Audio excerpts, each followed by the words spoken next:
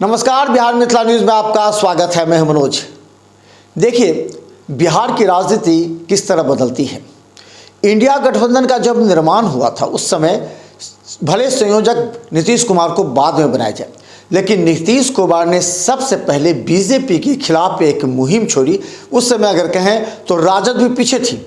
नीतीश कुमार सभी का सहयोग लेकर के एक गठबंधन बनाना चाह रहे थे, जो गठबंधन बीजेपी को इस बार सत्ता से बाहर करे।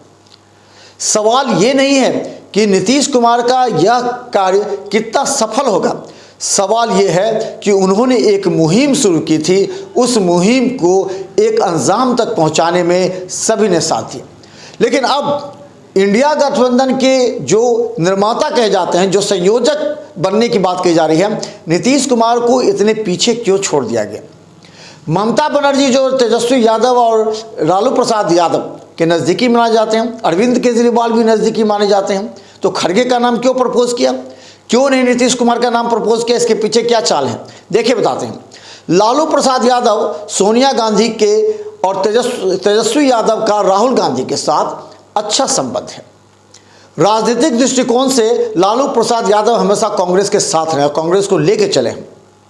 2019 के लोकसभा सीट में 9 सीटें मिली थी कांग्रेस को। तो इन तमाम के बीच ये एक राजनीति थी कि किसी भी तरह इंडिया गठबंधन को मजबूत किया जाए। वर्चुअल मीटिंग की बात हुई कि उससे पहले सीट शेयरिंग की बात हुई। संजय झा ने क्या कहा वो हम आपको सुनाएंगे। संजय झा ने कहा कि 2 अक्टूबर से पहले ही नीतीश कुमार चाहते थे कि सीट शेयरिंग का फॉर्मूला पूरा हो जाए। इससे क्या होगा कि जो सांसद प्रत्याशी होंगे वो क्षेत्र में काम करेंगे और जीत पक्की कराएंगे, लेकिन ऐसा कुछ हुआ नहीं। अभी भी है, समस्या कहाँ उलझ रहा वो समझ लीजिए। जो 16 सीट की बात चल रही है, 16 सीट जो जेडीयू का है वो और बाकी बीजेपी का, लेकिन उसमें राजद के अब शामिल हो जाने के बाद राजद और जदयू का अलायंस में कहीं ना कहीं गड़बड़ हो सकता है। कई ऐसे सांसद हैं जिनका टिकट कट सकता है। इसी को लेकर के गहमा गहमी है और सवाल यह है कि आखिर तेजस्वी यादव और नीतीश कुमार के बीच अगर कहें तो इंटरनल रूप से समझौता हो गया है। समझौता इस तरह हुआ है कि 17 सीटों पर दोनों लड़ेगी, यानी कि 17 34 राजद और जदयू दोनों मिलाकर 34 सीट पर लड़ेगी। 4 सीटें कांग्रेस को दिए जाएंगे, 34 4 38, 1 सीट वाम दल को दी जाएगी और 1 सीट रखा गया है। बता दें गुप्त सूचना के आधार पर 1 सीट रखा गया। अगर कोई ऐसे आ जाते हैं, कोई ऐसे छोटे दल है जो आ जाते हैं तो उनको 1 सीट दिया जा सकता है।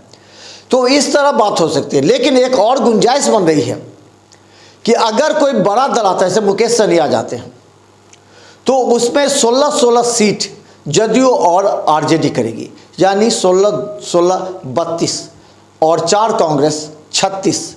इसके बाद 2 दिए जा सकते हैं वीआईपी को 38, 1 वाम दल को और 1 और दल। तो इस तरह जो सीट शेयरिंग का फॉर्मूला है, इस पर तेजस्वी यादव, लालू प्रसाद यादव और नीतीश कुमार के साथ संजय झा और भी ललन सिंह, इन सब की वार्ता हो चुकी है।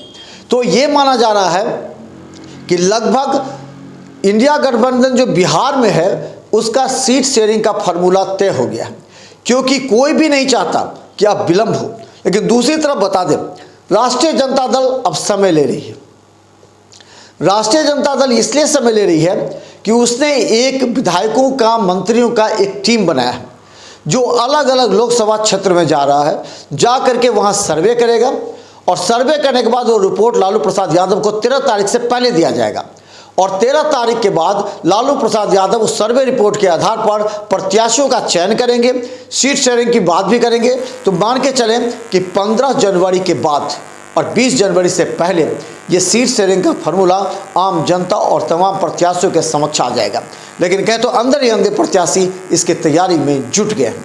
लगातार हम आपको दिखाते रहेंगे, लेकिन हम बता दें सीट शेयरिंग का फॉर्मूला अभी भी कहीं ना कहीं कांग्रेस को खल रहा है, क्योंकि कांग्रेस अब 9 सीट पर लड़ी थी, वो 7 सीट से कम नहीं आना चाहती। लेकिन कांग्रेस की वजूद खत्म करने की साजिश का आरोप लगाते हुए कांग्रेस नाराज है और कांग्रेस आलाकमान से संबंध में बात कर रही है। उसका कहना है कि राजद और जदयू अपनी सीटें कम करें ताकि कांग्रेस को उसका जो हक है वो मिल सके।